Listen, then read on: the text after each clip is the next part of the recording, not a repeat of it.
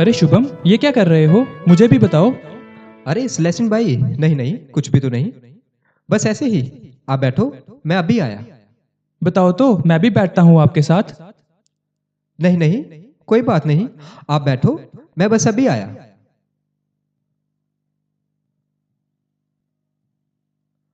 और भाई कैसे हो? कल के लिए तैयार हो ना फिर? याद है ना, एरन भाई के घर जाना है। हाँ हाँ, उसी के लिए तो मैं आया हूँ भाई। तो कल आप अपनी कार निकाल रहे हो ना? हाँ, कार में ही चलेंगे, और मैं आपको आपके घर से ही पिकअप कर लूंगा।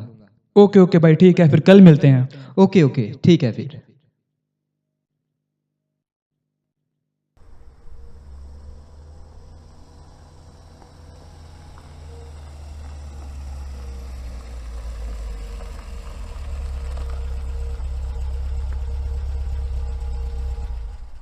हेलो शुभम। हाय। क्या हाल चाल है? ठीक हूँ यार, तू बता। मैं भी ठीक हूँ। चलो चलो यार, जल्दी चलो। ओके ओके भाई। बैठो बैठो यार।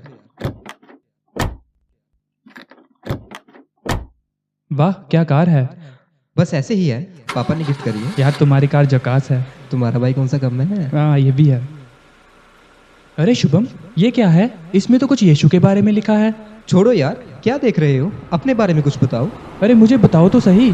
छोड़ो ना यार। अरे अरे अरे, ध्यान से, ये ट्रक आ रहा है। अरे अरे अरे अरे अरे, ओ!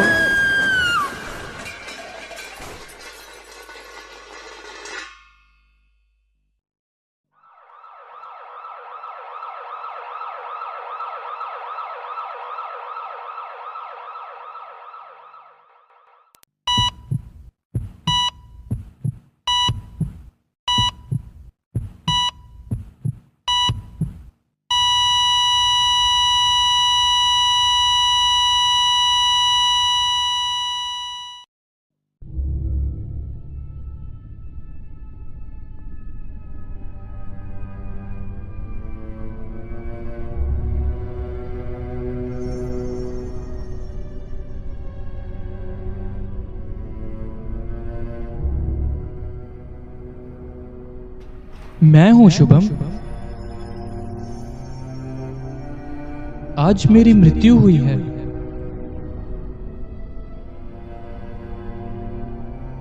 जैसा मैंने सोचा था, ये उससे काफी अलग है। तुम्हें पता है, मैंने सोचा था कि मौत मुझे ऐसी जगह ले जाएगी जहां सब कुछ धुंधला और धुआंधार होगा, पर यह जगह काफी सरल और स्पष्ट है।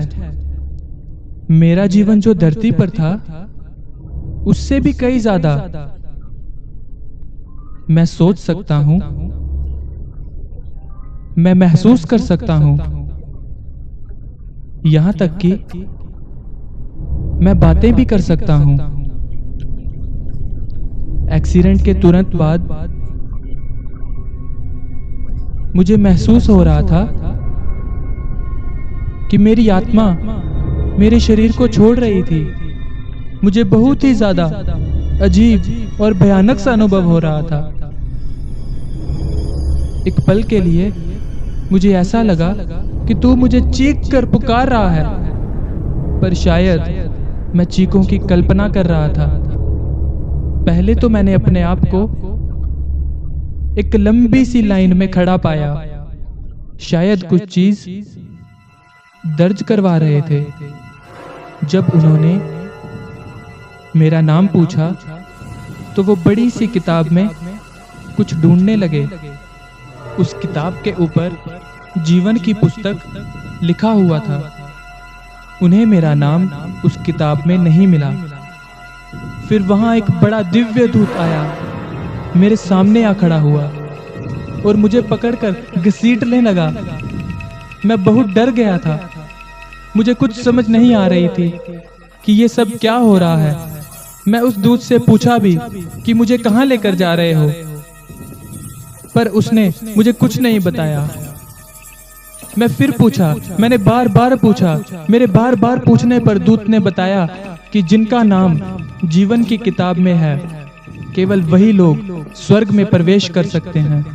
बाकियों को हमेशा के लिए नरक का दोषी ठहराया जाएगा। मैं बहुत डर चुका था।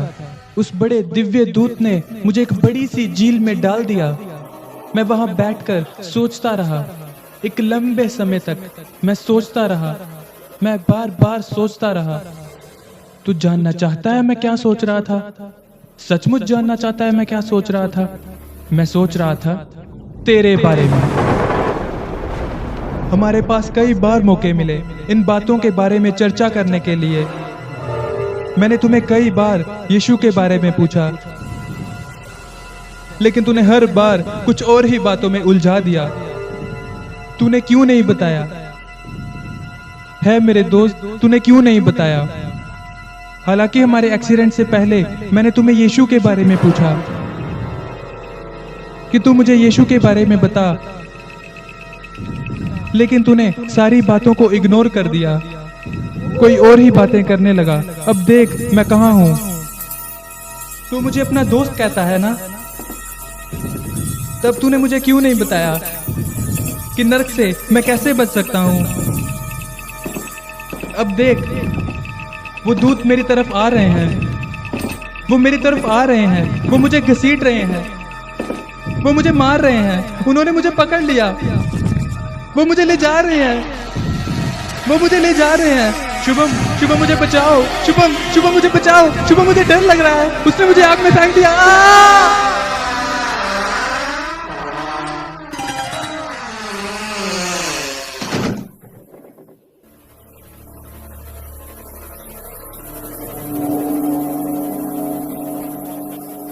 शुभम, मैं एक बात सोच रहा हूं कि काश तू यहाँ पे होता। तू इस दर्द को महसूस करता। मेरी जगह तू यहाँ पे होता। शुभम, तू यहाँ पे होता।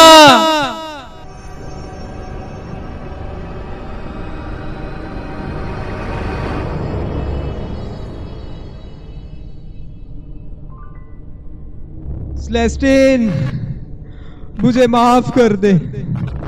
मुझे माफ कर दे मेरे यार, क्योंकि मैं तुझे यीशु के बारे में नहीं बता पाया।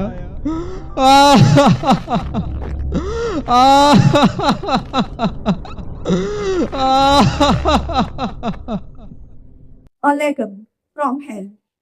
नर्क से आई चिट्ठी जो सेंट पीटर्स पैरिश यूथ के द्वारा तैयार की गई।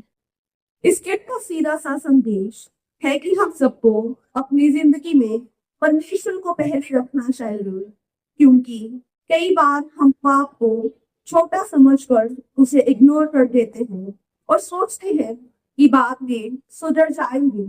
लेकिन हमें याद रखना चाहिए कि समय बहुत कीमती है और कल का कोई भरोसा नहीं है।